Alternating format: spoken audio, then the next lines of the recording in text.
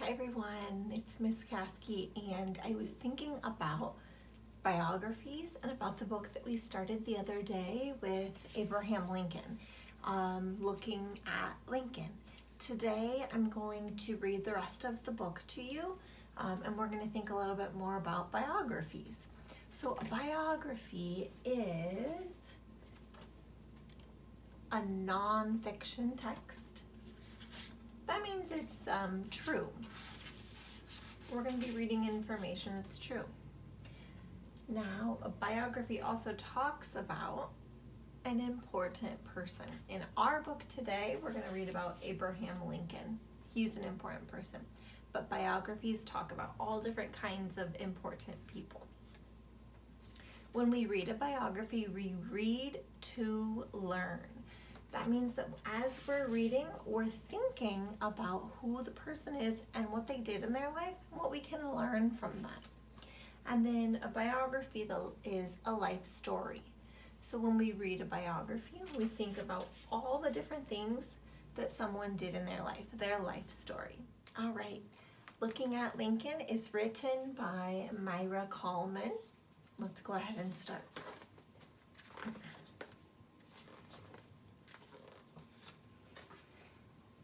One day, while walking through the park on my way to breakfast, I saw a very tall man. He reminded me of someone, but I could not think of who. At the coffee shop, I ordered pancakes. They were delicious. We paid with a Lincoln and 2 Washingtons. And then I remembered the man I had seen looked exactly like Abraham Lincoln. Abraham Lincoln was the 16th president. But who was he? I went to the library to find out. Abraham Lincoln was such an amazing man that there are over 16,000 books written about him. I wanted to read them all, but I got lost in looking at photos of his unusual face. I stared at one, and I could look at his face forever.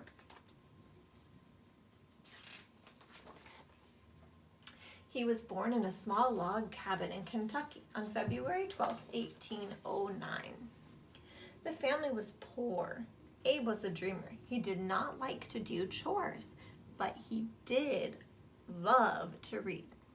He was lucky. His stepmother loved him like crazy, and he adored her.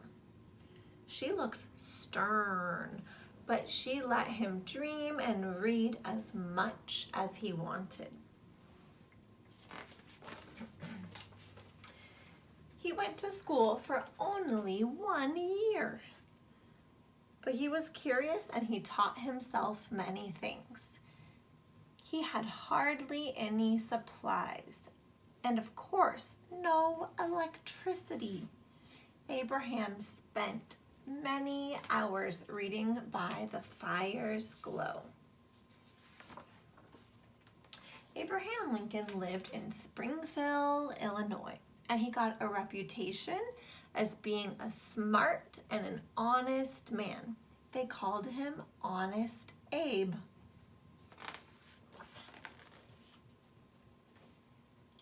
He got married and had 4 children. Here's his family. And I notice he's reading a book here. It says that Abraham Lincoln worked very hard to become a lawyer, and he was also interested in government.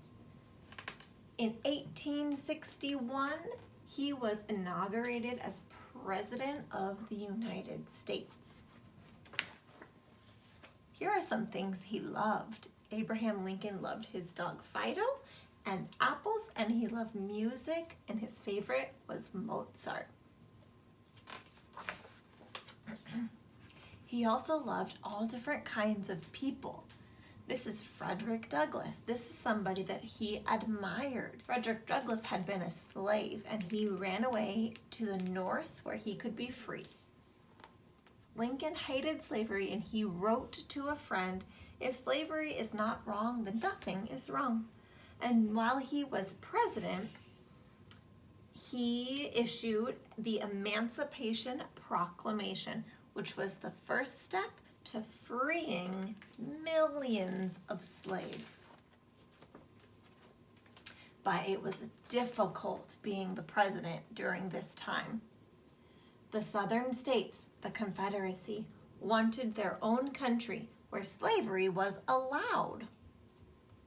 Lincoln said, no, we must stay one country.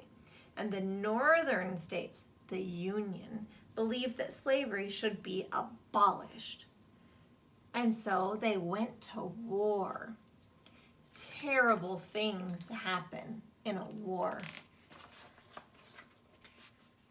When the war finally ended in 1865, almost 1 million people had died in the war. But the North had won. The people had suffered greatly, but now it was time to rejoice and to start to rebuild the country, with Lincoln leading the way. But after the war, Lincoln wanted to lighten the mood, and he took his wife to see a funny play. But during the play, he was shot. Lincoln had been rocking in the chair, watching the play, and that's when he was shot. People carried him across the street to the home of a friend, and he died the next morning on April 15th, 1865. He was 56 years old when he got shot and died. The news spread, and people across the land wept with grief for their fallen leader. But a great man is never really forgotten. Abraham Lincoln will live forever. And if you go to Washington, D.C., in the spring, you can walk through the cherry blossoms and you can visit him. At his memorial, you can read the words that he wrote during the end of the war. He wrote, "With malice toward none and charity for all." And you can look into his beautiful eyes. Just look. This statue in Washington, D.C. is humongous. If you ever get to go and see it, you'll be really surprised by how big it is. They made it so big because he was so powerful and such an important person. That's Looking at Lincoln, and it's a biography about Abraham Lincoln. In this book, we read a nonfiction text. It was all true. It was all about an important person, and we were reading to learn more about that person and about their life story. And now we know a little more about Abraham Lincoln. Thanks for reading with me.